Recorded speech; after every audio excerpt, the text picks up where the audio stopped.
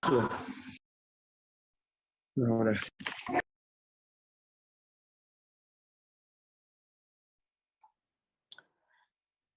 Assalamualaikum warahmatullahi wabarakatuh semuanya. Waalaikumsalam. Warahmatullahi wabarakatuh. Waalaikumsalam warahmatullahi wabarakatuh. Selamat malam. Hari ini kami dari kelompok Satonda akan mengadakan sedikit sharing di Zoom perkara kesehatan mental. Kali ini kami membahas topik tentang anxiety disorder. Sebelumnya perkenalkan, saya Nataya Diandra Kalista sebagai moderator dalam Zoom kali ini. Dan di sini saya akan mengabsen teman-teman saya yang juga menjadi perwakilan dari kelompok Satonda. Ada Aska Dwi Yuniar, Cindy Handayani, Sarafina Putri, Widya Suryaningrum, Salsa Alifah, Hendra Dwi, Dewi Ayu Setiawati, Krisna Dwi, Hanifah Nur Insani, Febriana Dwi Puspita, Muhammad Dafa Adlan, Ikhda Khairin, Nuraini Aprilia, Farhan Maulana, Nurul Fatima, dan Alan Mahendra. Hari ini kita akan membahas tentang opini, pengalaman, dan beberapa tips yang akan teman-teman saya jelaskan tentang anxiety disorder.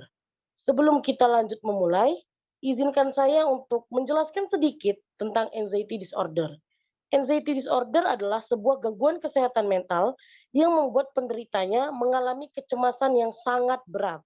Nah, kecemasan ini tidak bisa kita anggap sepele, karena kecemasan ini membuat penderitanya kehilangan nafsu makan, kehilangan konsentrasi, kehilangan kesadaran, hingga yang terakhir membuat penderitanya terdorong untuk melakukan hal-hal ekstrim seperti bunuh diri. Nah, teman-teman, tanpa memperpanjang waktu, bagaimana kalau kita langsung sharing-sharing kepada teman-teman semua nih? Untuk yang pertama, aku mau untuk Kak Salsa Alifah nih. Boleh nggak nih cerita tentang pengalaman anxiety-nya? Oke Kak, halo semuanya. Sebelumnya tadi kan Kak Nataya udah nyebut tuh namaku Salsa Alifah ya, untuk yang belum tahu. Oke, di sini aku mau sharing sedikit tentang pengalaman anxiety disorderku. Pengalaman tentang anxiety-ku tuh saat kita ngerasa nggak berharga, when we feel worthless. Jadi kadang kalau kita nggak merasa tidak berharga itu kemungkinan besar terjadi oleh dua faktor, yaitu kebahagiaan dan kesuksesan. Yang aku alamin ini yang faktor kesuksesan. Contohnya, aku pernah ikut seleksi untuk suatu perlombaan di sekolah kan. Terus habis itu aku udah ikut seleksi dan kebetulan aku nggak keterima. Dan di situ langsung rasanya kayak down banget. Langsung kayak nggak, kayak yang udah Kak Nataya jelasin tadi, nggak nafsu makan, lemas, kayak gitu. Nah, waktu itu kita tuh waktu aku ngerasain anxiety itu, aku tuh merasa paling nggak berharga dan ngerasa paling menderita. Nah, itu padahal ya teman-teman, kalau kita tahu kisah Nabi Ayub, beliau itu diuji oleh Tuhannya dengan ujian yang sangat berat. Sebelumnya beliau adalah orang yang sangat kaya raya, lahan perkebunannya luas, ternaknya banyak. Tapi beliau diuji oleh Tuhannya dengan diambil harta kekayaannya, anak-anaknya yang dikasihi meninggal, sampai dia diberi penyakit kulit. Kalau nggak salah, kalau aku salah, correct me if I wrong ya, diberi penyakit kulit sampai bau, dan istrinya pun meninggalkannya. Nah, itu teman-teman, jangan jadi orang yang selalu ngerasa dirinya tuh paling menderita. Kayak gimana ya, sebenarnya kita tuh perlu banyak bersyukur aja. Kita buka mata kita, di sana jauh banyak orang yang lebih menderita daripada kita gitu loh. Jadi jangan ngerasa kita itu hidup paling menderita di dunia ini. Oh ya, kebetulan aku ada quotes. Aku lagi baca buku yang kebetulan relate sama pembahasan kita malam ini. Aku bacain ya teman-teman. Kehidupan ini seimbang. Barang siapa hanya memandang pada keceriaannya saja, dia orang gila. Barang siapa memandang pada penderitaannya saja, dia sakit. Ini kata-kata dari Pramudia Anantatur. Mungkin itu aja pengalaman anxiety disorderku. Nanti kalau ada tips yang bisa disampaikan oleh teman-teman yang lain, boleh Kak Nataya. Segitu aja dari aku. Terima kasih. Oke, terima kasih kembali untuk Kak Salsa ya. Penjelasan Kak Salsa tadi tentang pengalamannya itu juga menginspirasi kami yang mendengarnya.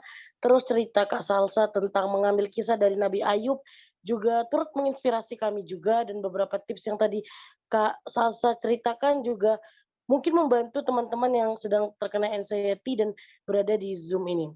Sekali lagi terima kasih ya Kak Salsa untuk pengalaman dan cerita-ceritanya tadi. Ya, Oke nih. sama-sama semuanya. Oke, kita lanjut ke teman kita selanjutnya nih. Untuk Aska Dwi Yuniar nih, ada nggak pengalaman yang bisa diceritakan tentang anxiety disorder ini? Kalau aku sih, aku nggak pernah merasakan anxiety disorder yang di sosial kehidupan nyata. Tapi aku tuh ngerasainnya anxiety disorder akibat dari sosial media. Kayak contohnya nih, aku mau upload sesuatu di Instagram, tuh aku sama sekali nggak berani, aku kayak ngerasa gelisah, aku ngerasa cemas. Kadang aku tuh sampai keringat dingin, sampai deg-degan.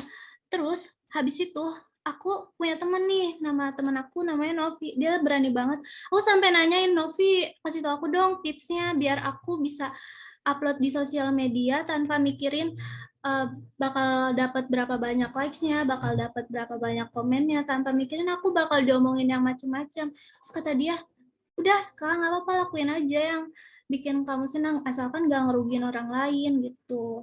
Terus aku tuh cara mengatasinya itu aku sadar aja kalau misalnya jumlah like, jumlah komen, jumlah misalnya retweet di Twitter itu tuh sama sekali nggak penting. Yang terpenting itu hidup aku tuh bahagia.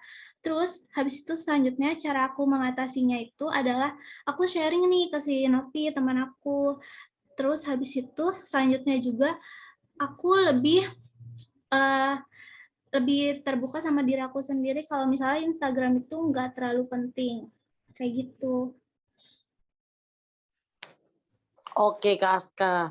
Nah, cerita Kak Aska ini sepertinya relate dengan beberapa pemuda-pemudi zaman sekarang nih yang kayaknya kalau di sosial mungkin mereka baik-baik aja, cuman kalau di sosial media mereka merasa kayak takut tidak terpenuhi nih harapannya gitu. Misalnya, karena kita biasa punya standar likes ya kalau misalnya masukin di postingan nih, ya nggak? Ya. Misalnya biasa Betul. postingannya hampir 100 lebih. Terus sekalinya kita masukin nggak sampai 100 tuh perasaan kayaknya aduh ada Iya, yang betul salah atau betul ada yang betul kurang ya banget. nggak? Nah biasa kayak gitu. Tapi salam juga ya untuk si Kak Novi tadi. Berarti dia keren bisa memberikan saran kepada temannya sehingga temannya berani untuk memulai hal baru di Ya, sosial media dengan tidak menakuti hal-hal yang sebenarnya tidak perlu ditakuti ya Kak Aska. iya. Ya, terima kasih nih Kak Aska untuk pengalamannya. Oke, selanjutnya aku mau bertanya dengan Kak Cindy Handayani. Ada nggak Kak Cindy Handayani? Hadir. Oke Kak Cindy. Kak Cindy ada pengalaman tentang anxiety disorder? Ada. Nah, kalau ada Kak Cindy boleh bercerita? Oke, jadi aku punya pengalaman tentang anxiety disorder. Aku nih orangnya yang nggak terbiasa di depan kamera, di depan umum, ataupun di tempat keramaian. Jadi respon tubuh aku tuh kalau di tempat keramaian itu jadi kayak khawatir, gugup, takut, sampai keringat dingin. Bahkan yang paling parahnya tuh gemeteran. Nah, cara aku menenangkan diri aku sendiri tuh dengan tarik nafas dalam-dalam, terus bicara dalam hati, yakinkan diri aku sendiri bahwa aku bisa lakuin yang terbaik. Itu aja sih kalau pengalaman aku. Oke, keren nih pengalaman dari Kak Cindy. Berarti Kak Cindy ini hebat karena bisa meyakinkan pada dirinya sendiri bahwa Kak Cindy itu bisa melewati masa-masa suramnya ini nih, ya kan? Karena Kak Cindy takut terhadap keramaian, tidak terbiasa, akhirnya Kak Cindy berbicara pada diri sendiri bahwa sebenarnya itu kita bisa untuk melakukannya. Bukan begitu Kak Cindy? Ya, betul. Oke, terima kasih ya Kak Cindy untuk pengalamannya. Ya. Nah, untuk selanjutnya aku mau cari temen yang cowok nih. Kira-kira siapa ya? Untuk Mas Krisna Dwi. Ada nggak Mas Krisna Dwi? Ada. Mas Krisna ada pengalaman tentang anxiety? Ada. Oke, boleh cerita ya Mas? Ya, ya mungkin pengalamanku tentang anxiety ini mungkin sudah dialami oleh banyak orang ya. Saat sedang menghadapi ujian, itu pasti akan merasakan kecemasan yang sangat amat banyak pastinya. Itu akan sangat mengganggu konsentrasi. Caraku untuk mengantisipasinya adalah dengan berdoa kepada Allah Subhanahu wa taala dan menarik nafas panjang dan bilang kepada diri sendiri bahwa diri sendiri pasti bisa untuk melewati ujian ini. Terima kasih. Nah, iya nih, bener nih kalau kejadian yang dialami sama Mas Krisna ini pasti biasanya dialami oleh teman-teman siswa-siswi juga nih. Karena kan kalau biasanya kita ujian, kita takut nilainya rendah, kita takut gagal atau remedial, akhirnya ngebuat kita cemas, takut, stres, bukan begitu ya Mas Krisna ya? Iya, betul. Nah, akhirnya Mas Krisna punya jalannya sendiri nih dengan berdoa, dengan berbicara pada dirinya sendiri juga. Jadi keren Mas Arya bisa menemukan caranya. Terima kasih ya Mas Krisna. Sorry Mas Krisna. Iya, terima kasih kembali. Oke, kita lanjut ke sebentar nih. Kak Sarafina Putri. Ada Kak Sarafina? Iya, halo. Suaraku kedengeran nggak ya? Oh, dengar nih Kak Sarafina. Boleh cerita Oh dong ya, Kak Sarafina? oh ya. Terima kasih atas kesempatan dikasih. Sebelumnya aku mau ceritain pengalamanku. Mungkin sebenarnya mayoritas dari kita yang di Zoom ini ataupun di orang luar sana, mungkin pernah ngerasain yang aku alami itu maupun secara sadar maupun tidak sadar. Jadi waktu itu, waktu awal-awal kelas 12, sekitar bulan Juli sampai bulan Oktober, gitu kan, itu tuh aku tuh ngerasa takut banget, soalnya kayak di kelas 12 itu kan masih kan fokusnya itu kan gak cuma ke pelajaran yang ada di sekolah, tapi kita juga mikirin tentang kayak ujian-ujian yang buat masuk ke kampus yang kita impikan gitu kan. Nah, di situ tuh masalahku itu karena aku belum ada nih nemuin jurusan yang cocok sama aku ataupun kayak yang kampus yang aku inginkan gitu kan. Terus tuh kayak setiap hari gitu kan merenung, kadang juga sampai nangis-nangis gitu kan. Terus kalau misalnya di rumah sendirian tuh kadang sampai kepikiran nih besok gimana ya gitu kan. Nah, terus gimana sih tips aku bisa keluar dari zona itu? Sebenarnya itu juga dukungan dari orang-orang di sekitarku gitu. Kalau bilangin masalah yang dihadapin sekarang itu semua orang tuh pasti pernah ngerasain gitu loh, tinggal masanya aja. Sekarang tuh emang giliran masamu yang ngerasain gitu kan. Jadi dia debit aja gitu, berani, jangan sampai takut sama apa yang kamu hadapi sekarang gitu. Itu aja sih dari aku. Iya, Terima untuk Kak kasih. Sarafina. Terima kasih, keren.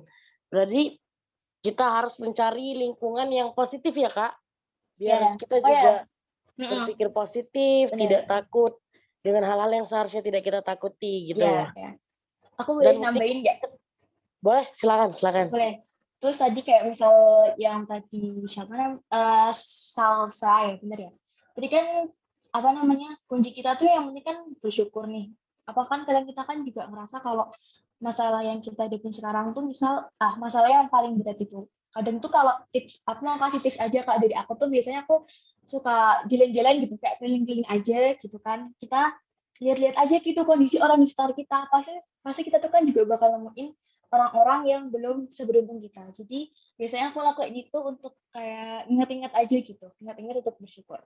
Dah, aja ya. Terima kasih. Iya, terima kasih ya Kak Sarafina untuk pengalamannya dan cerita-cerita tentang tips mengatasinya. Oke deh, Kak Sarafina, terima kasih. Aku lanjut ke yang selanjutnya, ada yang laki-laki deh. Mas Dava Adlan. Ada Mas Dava Adlan? Ya, di sini. Mas Kedengeran nggak? Dava ada Kedengeran? pengalaman anxiety disorder? Kalau aku sendiri belum pernah sih ngerasain anxiety yang sebenarnya gitu, penyakit yang anxiety gitu. Mungkin aku pernah ngerasain kecemasan saja kayak saat kita ingin nunggu giliran presentasi di sekolah gitu. Aku sering ngerasa gimana ya, deg-degan banget sampai pikirannya kemana-mana gitu. Nah, jadi aku punya tips buat ngilangin itu. Caranya kita atur pernafasan, kita tarik nafas dalam-dalam, senangkan pikiran, jangan terlalu banyak mikir gitu. Nah, sama berdoa sama Allah, semoga dilancarkan gitu. Sama yakin sama diri kita sendiri bahwa kita itu mampu gitu. Nah, seperti itu. Terus aku punya saran juga, sih kalau teman-teman semuanya punya penyakit anxiety disorder, aku saranin untuk ke psikolog, ke ahli ya, daripada kita pendam sendiri atau mungkin cerita sama teman yang teman kita nggak ahli kan dalam psikolog gitu. Mending kita ke ahlinya saja daripada dipendem, nanti bisa jadi bahaya. Begitu dari saya. Terima kasih. Iya, terima kasih kembali Mas Dava. Nah, tapi dari penyampaian Mas Dava tadi, untuk di endingnya Mas Dava bilang bahwa yang paling penting adalah pergi ke dokter. Nah, itu yang paling penting sekali. Kalau kita merasa anxiety, itu jangan kita pendam sendiri ya teman-teman, karena itu bisa membuat akhirnya menumpuk di hati, membuat stres, akhirnya malah berpikiran aneh-aneh, mau bunuh diri, mau mengakhiri hidup lah, pokoknya jadi yang enggak-enggak gitu. Lebih baik kita ke dokter, kita ke psikolog, kita berkonsultasi biar bisa mendapatkan jawaban yang benar menurut medis ya. Benar gitu Mas Dava? Betul sekali itu. Oke, terima kasih ya Mas Dava. Ya sama-sama. Kita lanjut ke selanjutnya. Teman kita ada Mbak Widya Suryaningrum. Ada Mbaknya? Ya, halo. Oke, Mbak Terima Widya kasih, ada Kak. pengalaman anxiety nggak? Ya, mungkin menurut saya ini bukan termasuk anxiety berbahaya ya, cuman gangguan panik atau cemas yang biasa. Jadi dulu itu waktu SMA ada guru yang paling galak di SMA saya. Nah, setiap mau pelajaran ibunya itu pasti pada cemas, pada khawatir lah, deg-degan gitu, takut kena marah. Nah, kenapa kok sampai deg-degan gitu teman-teman saya? Karena guru saya itu walaupun kami tidak melakukan kesalahan itu pasti kena marah. Apalagi kalau dikasih pertanyaan tapi jawabannya salah atau malah tidak bisa jawab itu pasti kena marah. Dan juga kalau saat presentasi juga, kalau tidak lancar atau tidak sesuai dengan harapan beliau, nah itu mah tambah kena marahnya. Tapi menurut saya ini rasa cemas yang saya dan teman-teman saya rasakan ini malah membuat kami termotivasi ya untuk berusaha menampilkan yang terbaik. Jadi info aja buat teman-teman semua, anxiety ini tidak selalu berbahaya atau tidak selalu membawa hal yang buruk. Jadi anxiety ini juga dapat memotivasi atau memberi dorongan bagi kita untuk mengatasi tantangan atau situasi tertentu. Nah, tips dari saya sih untuk menghadapi situasi seperti yang pengalaman saya ini, selalu berpikir positif saja dan yakin pada diri sendiri kalau diri kita bisa memberi yang terbaik. Dan jangan lupa untuk selalu berdoa sebelum melakukan sesuatu agar selalu diberi kelancaran oleh Allah Subhanahu wa taala. Jadi udah sih cukup itu dari saya Kak Nataya. Oke nih Mbak Widya, Kak Widya, terima kasih untuk pengalamannya. Tapi sebenarnya benar sih, kalau kita dulu sekolah terus ada guru killer, kita pasti takut untuk masuk pelajarannya karena mau salah atau enggak salah pasti kita dimarah. Bener ya, Kak? Benar. Tapi pada dasarnya di akhir tadi Kakak bilang bahwa anxiety disorder tidak selamanya buruk, tetapi malah menjadi kita terpacu untuk menjadikan diri lebih baik, untuk melawan rasa-rasa cemas yang ada di tubuh kita. Begitu ya kan, Kak? Iya, betul sekali. Oke, terima kasih ya Kak Widya untuk penjelasannya, ceritanya, dan tips-tipsnya. Sama-sama. Oke, selanjutnya aku mau coba ke Mbak Dewi, Kak Dewi Ayu Setiawati, ada nggak? Halo. Halo Kak, ada pengalaman nggak nih tentang anxiety disorder? Ada, Kak. Oke, boleh cerita deh Kak. Kalau dari pengalaman aku sendiri, itu tentang kecemasan masa depan, atau biasanya dialami oleh kalian juga ya. Tentunya itu seperti menjadi harapan orang tua yang dirasakan, yang kecemasan gimana sih caranya kita bisa sukses, menjadi harapan orang tua, selalu berpikir sesuai ekspektasi mereka. Di situ ada tekanan sendiri. Seperti itu, Kak. Iya tuh, bener tuh. Kalau misalnya kita jadi anak, pasti kita merasa menjadi beban orang tua ya. Bukan beban orang tua, maksudnya lebih kayak orang tua berharap kita jadi sukses. Dan kita punya rasa kecemasan kayak, bisa nggak kita sukses? Bisa nggak kita memenuhi ekspektasi orang tua kita? Begitu. Jadi memang mungkin ada rasa kecemasan. Tapi pasti kita punya cara untuk terlepas dari rasa cemas itu. Terima kasih ya Kak Dewi. Aku mau pindah deh ke Mas Hendra Dwi. Mas Hendra Dwi, ada nggak Mas Hendra? Ada di sini. Mas, ada cerita tentang anxiety disorder? Ada sedikit, ada. Oke Mas, silakan ceritakan. Ya, oke. Jadi pengalaman saya mengenai anxiety disorder yaitu saya pernah mengalami ketakutan yang benar-benar takut, atau nama lainnya yaitu fobia. Fobia yang saya alami yaitu saya pernah benar-benar takut sama hewan yang namanya cacing. Nah, pada saat itu saya pernah mengalami kejadian itu. Saya lagi di sekolah, saya lagi makan di kantin. Terus ada teman saya itu, mungkin teman saya tahu kalau saya itu takut sama cacing. Terus habis itu teman saya ke situ nyamperin aku. Aku pas lagi mau makan di kantin. Dia bawa cacing, cacing itu gede. Terus pas itu ditunjukin sama saya. Terus habis itu aku mengalami ketakutan yang berlebihan sampai beberapa hari ya saya nggak doyan makan itu gara-gara kejadian itu. Nah, terus cara saya untuk mengatasi ketakutan yang berlebihan ini yaitu dengan saya tidak pernah mendekat jika kalau ada cacing, dan juga kalau ada barang atau benda yang menyerupai dia. Udah cukup sekian.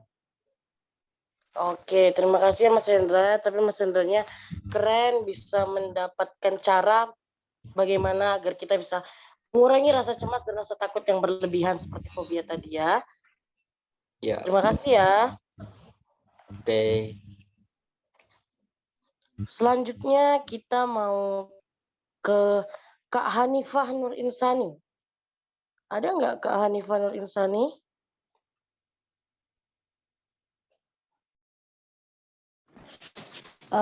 Iya, kedengeran nggak suaranya? Kedengeran Kak, kedengeran suaranya.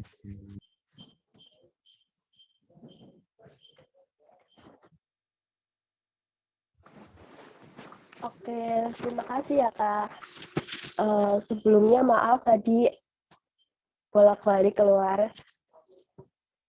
Ya, aku mau ceritain pengalamanku tentang anxiety. Jadi dulu itu waktu aku masih kecil, aku itu sering banget kayak dikucilkan gitu sama teman-teman. Sampai itu saat ini juga kayak masih kebawa trauma gitu. Kayak aku itu nggak diajak temenan deh sama mereka. Jadinya sampai sekarang itu masih cemas kayak gitu. Terus cara aku buat ngilangin rasa itu sampai di mana aku masuk organisasi di SMP, terus akhirnya menemukan teman yang benar-benar pas banget sama aku, dan akhirnya aku bisa keluar dari trauma itu. Terus juga kayak jangan terlalu circle-circlean gitu. Jadi itu sih sama mendekatkan diri kepada Allah. Oke, Kak Segitu Hanifah. aja. Itu pengalamanku waktu dulu ya, teman-teman. Ya, terima kasih Kak Hanifah. Berarti ini sama nih cara penyelesaiannya seperti yang tadi sempat aku notice adalah dengan cara mencari lingkungan yang positif. Karena kalau kita berada di lingkungan yang positif, maka kita juga akan berpola pikir positif dan tidak ada hal-hal negatif nih di samping kita yang akhirnya membuat diri kita merasakan kecemasan yang berlebihan. Terima kasih Kak Hanifah. Sekarang Iya, aku sama-sama. Kak Febriana Dwi Puspita. Ya, terima kasih waktunya telah diberikan waktu. Di sini saya akan menceritakan tentang anxiety. Anxiety kan kecemasan ya, pribadi saya sendiri itu orangnya panikan. Itu pengalaman saya yang sangat panjang, tapi akan saya persingkat secara perlahan. Jadi waktu 1 tahun itu, ya kalian tahulah gimana rasanya mencari perkuliahan itu tidak semudah mencari SMA, tidak semudah membalikan tangan gini kan. Nah, kegagalan terus tersalurkan sampai saya itu benar-benar down gitu kan. Ih gimana yo, bisa nggak ya gitu. Pemikiran saya itu cuma satu, gimana cara saya itu sukses. Padahal emang sih nggak semua kesuksesan itu berada di pendidikan. Tapi kan kalau bagi saya sendiri pendidikan itu sangat penting. Nah, terus sampai saya itu mikirnya tuh nggak mau makan, nggak 7 hari gitu tuh. Terus orang tua saya juga bingung. Ya udah, dibawalah saya ke suatu tempat dan di situ saya diberi nasihat. Intinya itu gini, cobaan yang saya alamin itu belum mampu dialami oleh orang lain dan saya juga belum mampu mengalami cobaan orang lain. Dari situ saya belajar, oh iya ya, semua permasalahan itu akan mendapatkan jawabannya, tidak mungkin memberatkan. Dan dari situ saya juga punya keyakinan bahwa suatu kegagalan akan tercapai kesuksesannya dan saya juga membuktikan 1 tahun saya dulu gap year, saya kan gap year kan, dan sekarang akhirnya saya mendapatkan universitas. Dari situ saya mengisi kegiatan saya dengan organisasi, dengan kegiatan yang positif, terus memperkuat ibadah saya gitu. Dan quotes bagi saya, kunci kebahagiaan itu cuma 3. Bersabar, bersyukur, dan ikhlas. Gitu aja sih sharing-sharing dari saya. Makasih. Oke, terima kasih nih Kak Febriana. Tadi ceritanya juga keren banget. Katanya tadi quotesnya yang aku dengar, katanya di setiap kegagalan itu pasti akan ada kesuksesan. Ya, benar. Adalah Kak Febriana, walaupun gap year, tapi sekarang sudah berhasil menjadi mahasiswa baru UNES. Selamat ya Kak. Ya, kalian juga semangat. Selamat juga. Iya. Oke deh Kak, terima kasih. Aku lanjut ke yang selanjutnya ya. Oke, kita lanjut ke yang selanjutnya itu ada Kak Ihda Khairin. Iya. Kak Ihda Khairin pernah merasakan anxiety disorder? Kalau aku belum pernah, alhamdulillah, merasakan anxiety disorder. Tapi orang-orang di sekelilingku, di saudaraku, ada yang pernah merasakan itu. Jadi aku pengen berbagi tips sedikit aja nih dari saudaraku yang pernah merasakan itu. Boleh ya? Boleh Kak, silahkan. Boleh banget. Pada intinya anxiety disorder itu kan bagaimana kita menangani kecemasan yang ada dalam diri kita gitu kan. Jadi tips yang paling utama sih kita harus berpikir positif kalau sebenarnya apa yang kita pikirkan tidak terlalu penting juga gitu. Kita terlalu merasa cemas gitu. Jadi kita juga harus mengendalikan apa yang kita pikirkan, kita harus terus berpikir positif, atau mungkin bisa menjalankan rutinitas yang membuat kita lupa akan kecemasan kita gitu. Terus kita juga bisa menghindari hal-hal yang membuat kita cemas, itu juga bisa.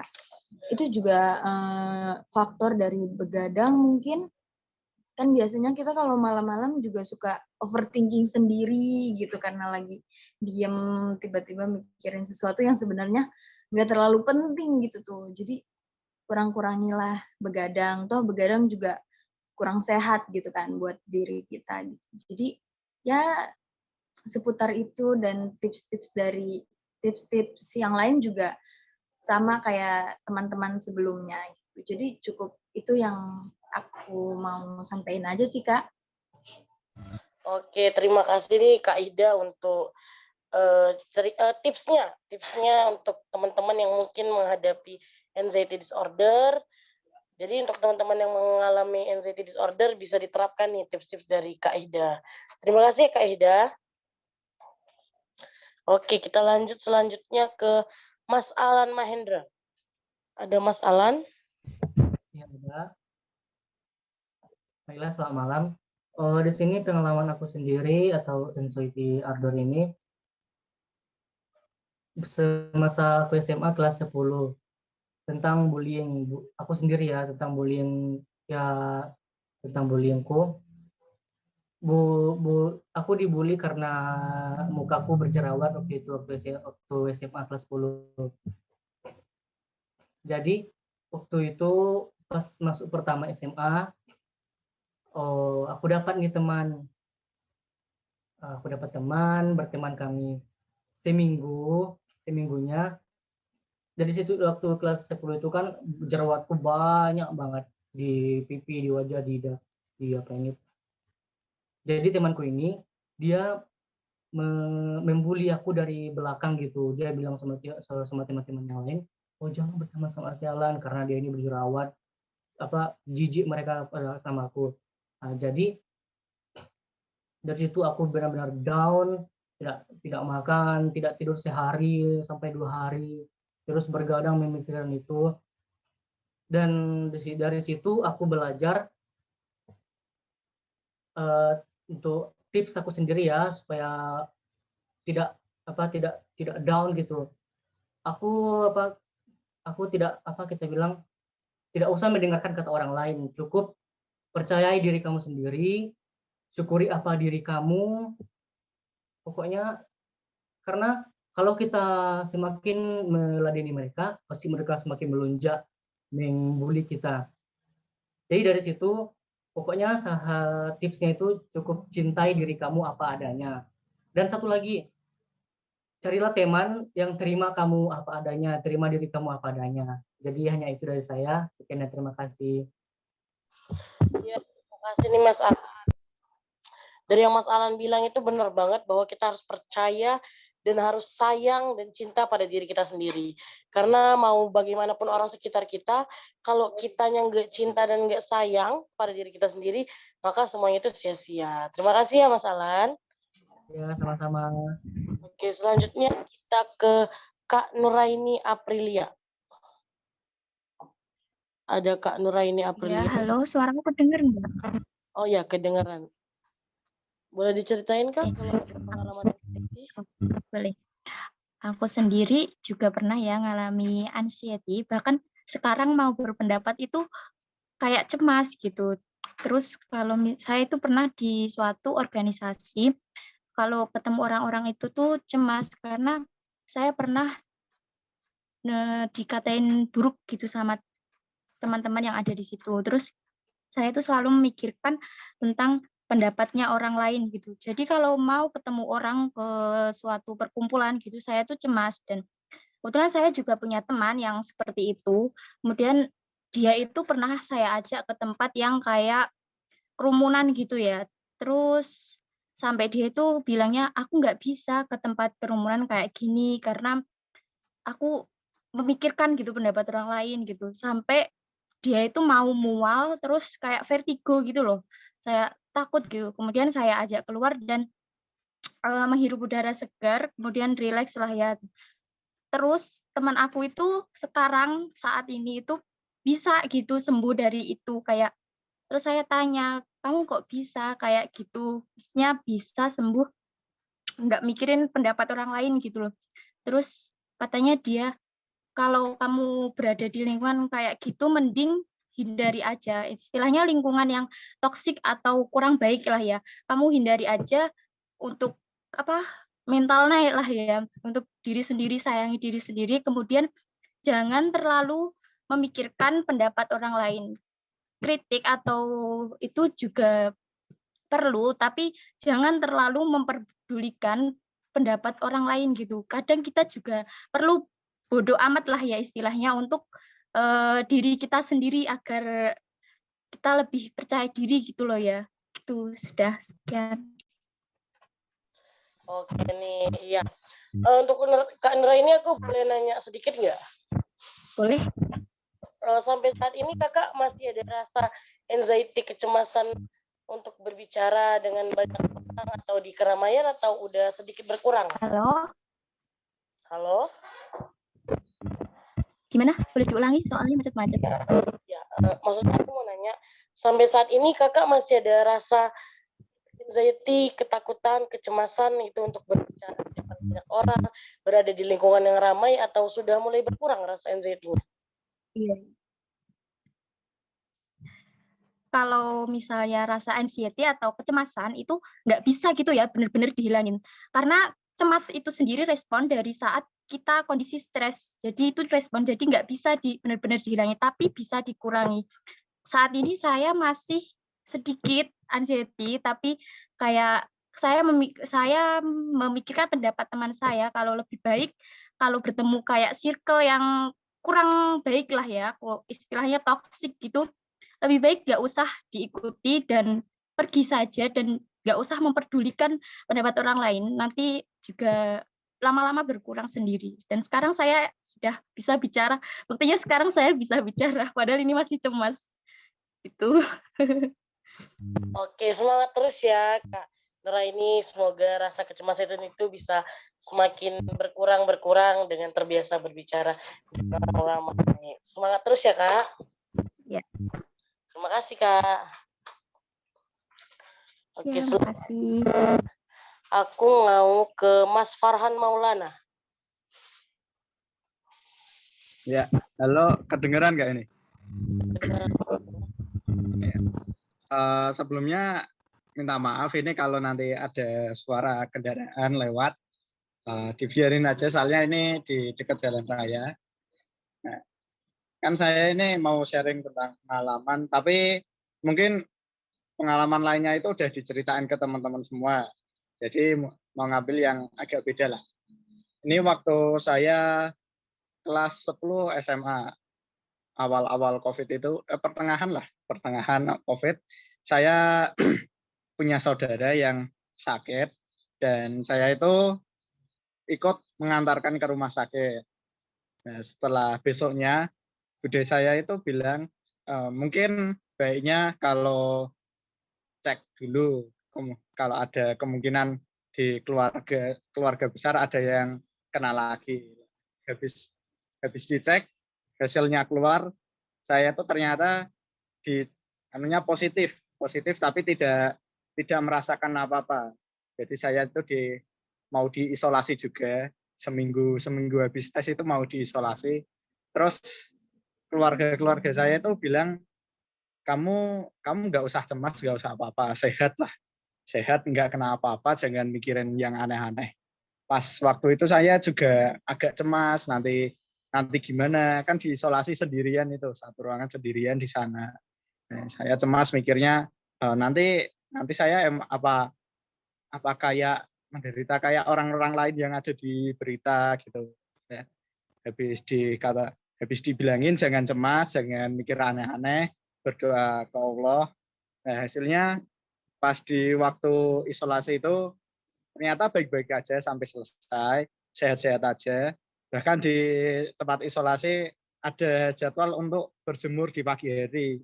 Nah, itu juga ketemu sama orang-orang lain, ada yang dari daerah sana, dari sini, terus cerita-cerita gimana sih kok bisa masuk ke sini itu gimana. Terus sharing-sharing. Bahkan ada anak kecil juga yang masuk di tempat isolasi itu. Sekitar ya kelas 3 SD kalau nggak salah waktu itu. Itu masuk ke tempat isolasi juga.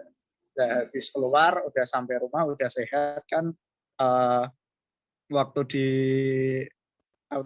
mau berangkat di isolasi itu kan pasti dijemput ambulan kan ya. Terus pas waktu pulang itu aku mikir lagi, ini pandangan tetangga terhadap sini itu gimana? Soalnya kan waktu itu lagi was-wasnya orang kalau ada yang kena nanti pasti kayak dijauhi soalnya kan ini penyakitnya baru hitungannya. Nah, itu terus habis itu ibuku bilang udah santai aja nanti bilang ke ke Pak Ustadznya di sana soalnya dekat masjid juga. Terus waktu di sana bilangin kalau saya itu udah sehat, satu keluarga udah sehat, tidak kenapa-kenapa.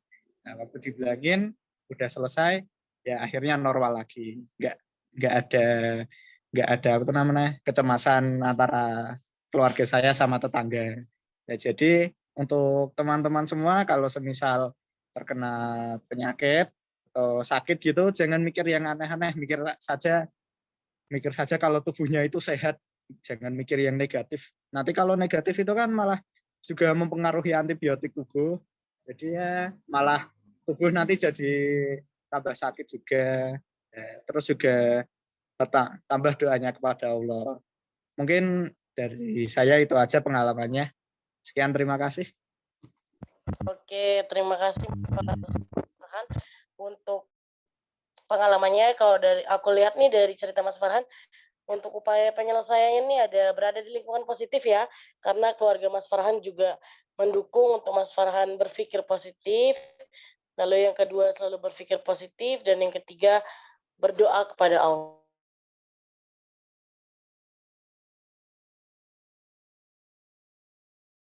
Yang terakhir ada Kak Nurul Fatima. Untuk Kak Nurul Fatima, apakah masih berada di? Ya, masih. Oke, Kak Nurul, apakah punya sebuah pengalaman? Sih, Mas, biasa ya. Kondisi di mana aku tuh gemeteran yang bener-bener nggak bisa aku lupain sih waktu itu. Panik, juga keringet dingin. Waktu itu juga tuh waktu ujian. Nah, waktu ujian kan kalau gemeteran temen tuh nggak sadar, soalnya orang-orang tuh pada fokus pada ujian, jadi ya harus ngatasin itu sendiri toh. Nah, cara ngatasinnya itu aku tuh mikirin hal yang bikin aku tenang. Misalnya tuh aku kalau tenang tuh mikirin tentang laut, karena laut tuh ya buat aku tenang. Nah, habis itu aku juga minum air putih juga biar nggak dak-dikduk lagi kan. Nah, kalau ya itu aja sih dari aku. Kalau kita tuh bisa ngatasin itu tuh ya dari diri kita sendiri, kalau nggak dari diri kita sendiri ya siapa lagi, ya gitu aja sih. Oke, terima kasih nih Kak Nurul. Tadi aku dengar bahwa di Mas memikirkan hal salah satunya adalah laut. Terima kasih ya Kak Nurul pengalamannya. Oke teman-teman semua. Nah kita sebenarnya sudah berada di penghujung acara nih. Tapi sebelum aku tutup, aku mau cerita juga bahwa aku itu pernah merasakan namanya anxiety disorder. Jadi dulu waktu SD, SMP, dan SMA, aku itu punya rasa ketakutan dan kecemasan yang sangat berlebihan kalau sudah waktunya mendekati pengumuman pembagian rapor. Nah itu tuh benar-benar mengganggu banget karena aku kehilangan nafsu makan, aku bisa nggak tidur, insomnia, dan bahkan aku punya rasa ingin mengakhiri hidup karena aku nggak mau tahu apa hasil ulanganku. Padahal itu sebenarnya nggak bagus dan nggak baik. Tetapi pada akhirnya seperti yang tadi teman-teman sudah ceritakan juga, beberapa tipsnya adalah dengan menenangkan diri, terus juga dengan berdoa, bersyukur, berada di lingkungan yang positif, dan selalu berpikir positif. Akhirnya lama-kelamaan berkurang tuh aku punya anxiety disorder. akan ketakutan-ketakutan seperti itu. Walaupun sampai sekarang sih kayak mau masuk kuliah tuh masih ada tuh rasa-rasa takut, nggak nafsu makan, nah kayak gitu. Nah, sebelum tutup aku juga mau baca resume untuk pertemuan Zoom kelompok Satunda malam ini. Nah, dari Zoom kita hari ini yang bisa aku dapat adalah kalau anxiety disorder ini adalah bukan sesuatu hal yang bisa disepelekan karena memang memiliki dampak yang cukup berat juga, cukup menakutkan kalau sampai ekstrim bunuh diri gitu misalnya. Dan juga dari tips dan trik yang sudah diberikan sama teman-temanku tadi, pertama ada pergi ke dokter, ke psikolog, lalu ada banyak bersyukur, sharing ke orang terdekat, bicara pada diri sendiri, berdoa kepada Tuhan, berada di lingkungan yang positif, bernafas dan berpikir dengan tenang dan lega, menghindari hal yang membuat kita cemas, percaya pada diri sendiri, dan memikirkan hal yang membuat kita tenang. Nah, untuk teman-teman boleh aku minta untuk unmute dulu nggak? Sebelum menutup, aku mau ajak teman-teman untuk Oke, siap. Siap. Dengar ya?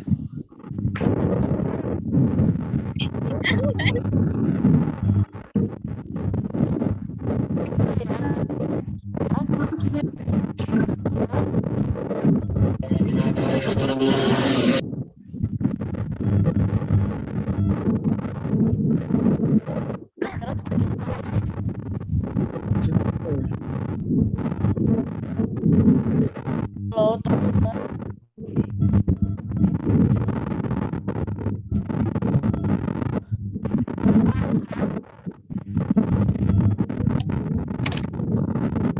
Aku ulangi, jadi kalau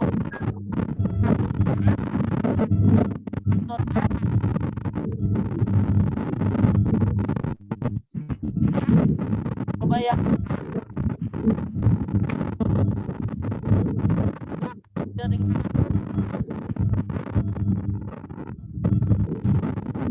Boleh dong aku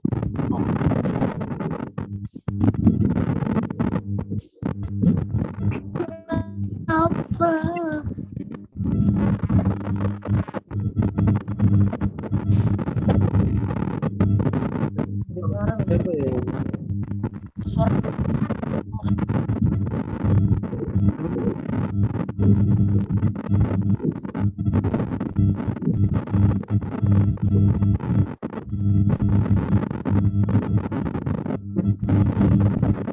Ingatnya pada gangguan. Ya, namanya di lucu.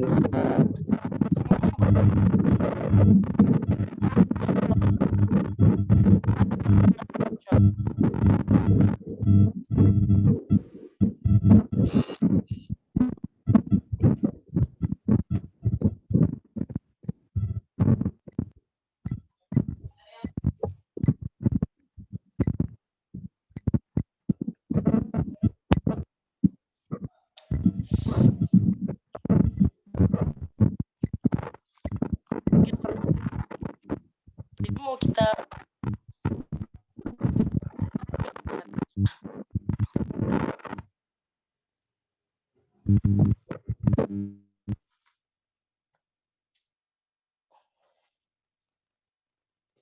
Oke teman-teman, kalau udah ada yang bisa dengar suaraku,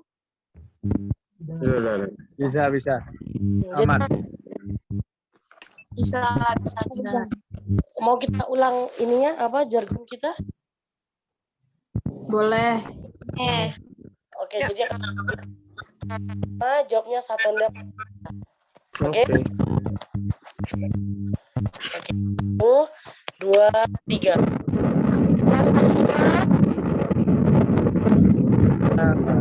Bisa.